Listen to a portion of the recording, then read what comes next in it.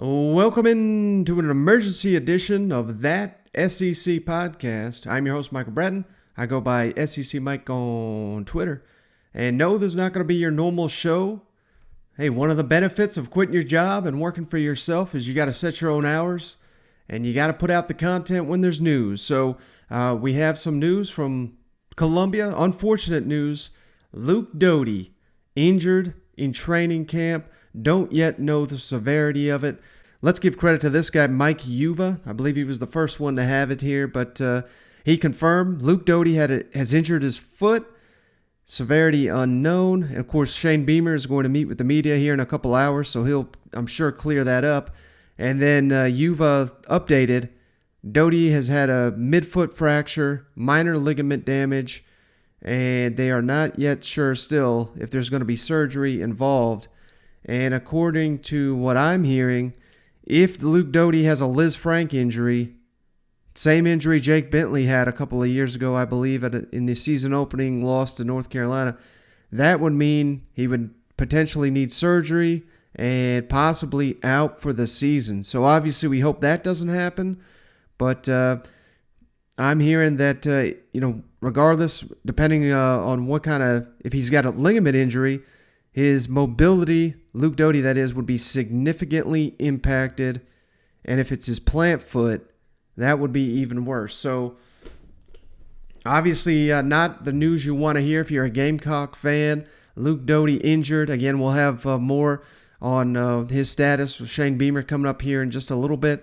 But what does this injury news to Doty mean for the Gamecocks? I did not think, there was not really a competition. It was Luke Doty's job. To be sure, the real competition was for that number 2 spot, and now potentially heading into the season, that's going to be a competition to who's going to be the starting quarterback. And of course, we got former St. Francis FCS All-American honorable mention Jason Brown from St. Francis, and then the true freshman Colton Gauthier. And I'm hearing good things about him. A lot of good things. Now, naturally, you would think the transfer with college experience, I know it's FCS experience, but Jason Brown, you would think that he would have a leg up, but maybe not necessarily the case. Hearing a lot of good stuff about Colton. They both enrolled early, both participated in the spring, so this is their second camp of their South Carolina careers. And so I thought South Carolina fans would want to get to know these quarterbacks a little bit more. Now, both these clips come from spring, so not necessarily clips that have come out recently, but still, probably don't know much about Jason Brown or Colton Gauthier. So let's kick it over to Jason Brown first on his transition to going from that FCS level to the SEC. And of course, I should note, if you're unaware, FCS, they didn't have a 2020 fall season. They were scheduled to have a spring season. Some did, some didn't. St. Francis didn't. So Jason Brown, who came down with E.J. Jenkins, who were all excited to see what he can do in the SEC. But these guys didn't play football last year. So they are a full year plus removed from seeing the field in any meaningful way. But let's kick it over to Jason Brown, who talks about that transition and talks about his long history with E.J. Jenkins.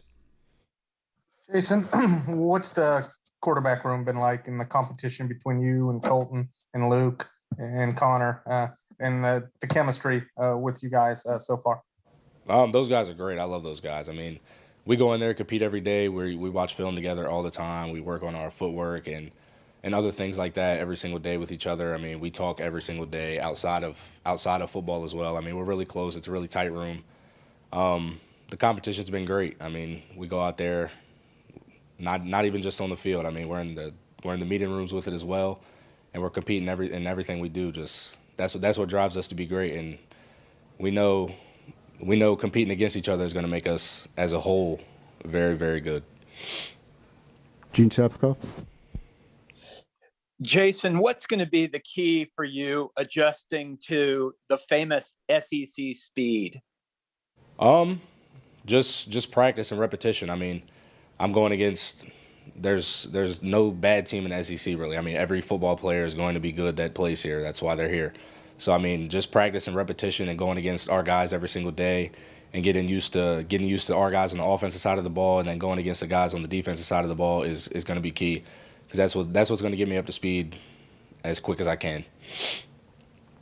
From what you've seen so far in practice, what's the difference between, the Gamecock guys on defense you have to go against speed-wise and what you were used to with the St. Francis schedule and in practice there? It's a lot faster. It's a lot faster. I really have to know where I'm going with the football, and I can't make any mistakes. So, because those guys on defense are coached really well, and they know exactly what they're doing, and they know how to try to get in our heads as well with mixing up coverages and mixing up blitzes and faking blitzes and things like that. So, I mean, I really have to know what I'm doing, and I really have to study them and learn as best as I can, because it's fast and it's challenging, but I love it. It's fun. Hey, Jason, it's pretty well documented how close you and EJ Jenkins are. Just how nice is it to be able to lean on him during this lean on each other during this process, moving down south and just getting used to, this environment, this culture? It's good. I mean, I've been playing with EJ since 7th grade. I met him in 6th grade, so we've been together for quite some time. We played in middle school together. We played high school. We played at St. Francis together, and then we ended up making the decision to come here together as well. So, I mean, it's good just because when you go to a new place and there's a bunch of new faces, it's nice to have a familiar face in the room with you as well that you know that you can trust, and he's going through the same thing I am, getting to learn everybody, getting to learn a new offense, new scheme, the new coaches, everybody. So it's nice to have a familiar face in the room with you as you go through this. And as someone that has obviously seen him play for years now and really, every facet of his game, what can you kind of describe about EJ to this fan base? Because I know there's a lot of excitement about his size and, what he can bring to this offense.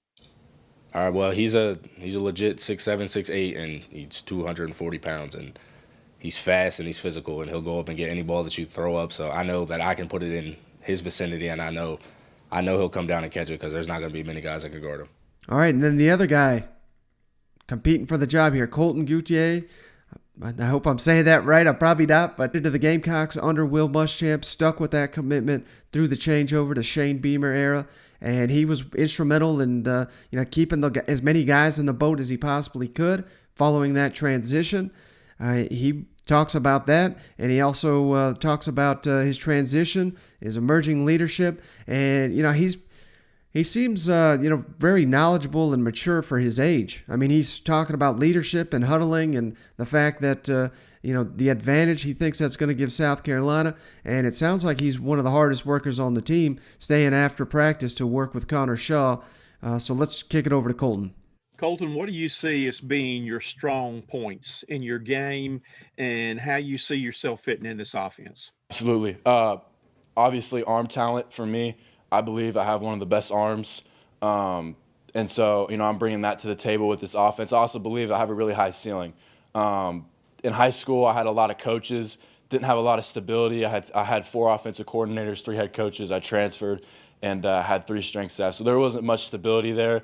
So it was kind of hard to grow, but now I'm in a stable offense. I'm with stable people, and I think, I'm opening some eyes, especially here, of how high my ceiling is and how much I can improve each and every day when, I have stability and people I can rely on. I can rely on Coach Shad. If I have a question, I can go up to him and ask him. I know he's going to be there. That's what they're there for. So I think, obviously arm talent for me is my strong suit, and ceiling. I think I can be developed into anything that Coach Stat wants me to be developed in. I'm very coachable. Anything he asks of me, I'm going to do, and I'm going to make sure I'm going to execute it and get it done. So I think those things all together just, is my strong suit, and I'm excited about that part of my game moving forward. Obviously, I have a lot of work to still do. I'm still a freshman. I'm still young, but I'm working my butt off like I'm a senior, like I'm a veteran. So I'm just excited to continue to keep competing and keep doing that. To the media, but, this offense is where I'm coming from. Running 4 different offenses in high school. Obviously, it's not a high school offense, but just, hearing what it's like from other guys, from past offenses that have been run here, they love it. And, I'm loving it too. Like I said, it's a step up for me, but, just being able to play quarterback, we're going to huddle, which is really cool because, some teams that don't huddle, your quarterback can't lead, right? Like your quarterback, when you get in the huddle, everybody's looking at you. Everybody's looking at you. You have to be calm. You got to be cool. You got to be collective, be assertive, all at the same time. You get a really, really great opportunity to lead the team that way. And that's what I'm excited for, because another strong suit I believe I have is great leadership qualities.